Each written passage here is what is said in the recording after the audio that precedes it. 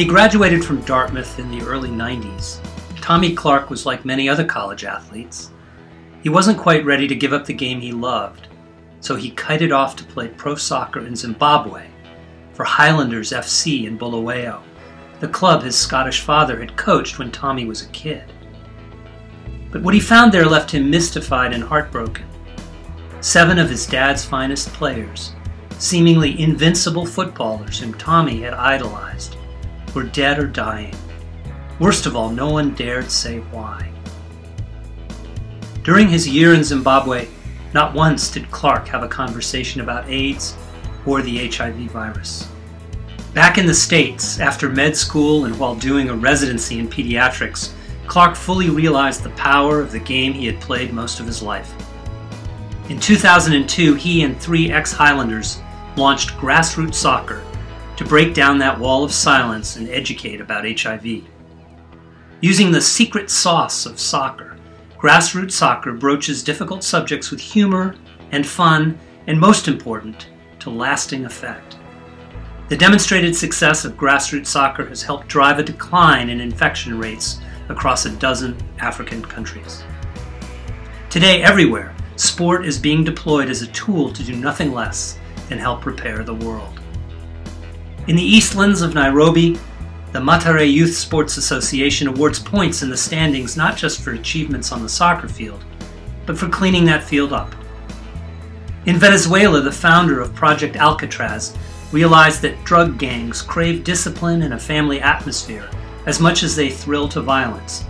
So he conscripts gangs as intact teams into his rugby league, offering players life skills training, apprenticeships, and, if they can stay clean, jobs.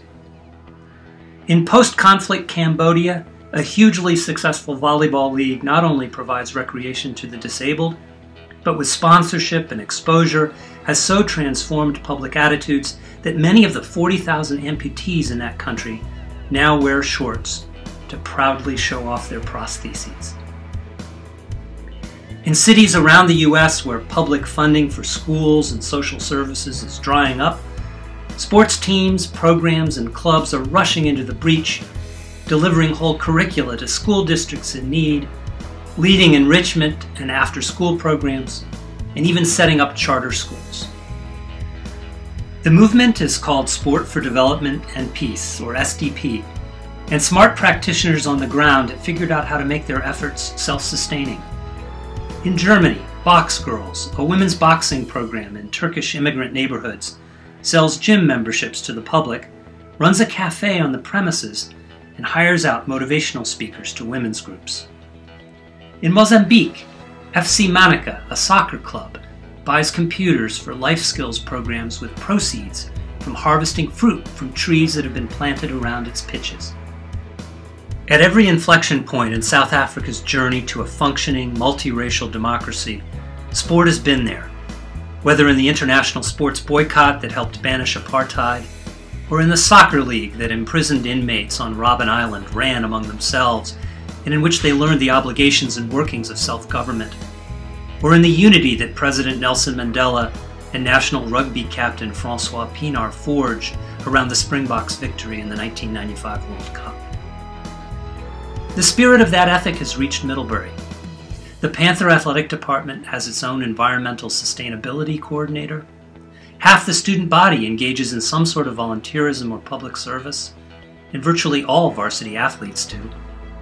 Undergraduates and young alumni alike have become players in this burgeoning movement, sparking the spirits of others as they've had their own idealism kindled. Tonight we'll meet 4 of them and learn how each is working to harness the power of sport.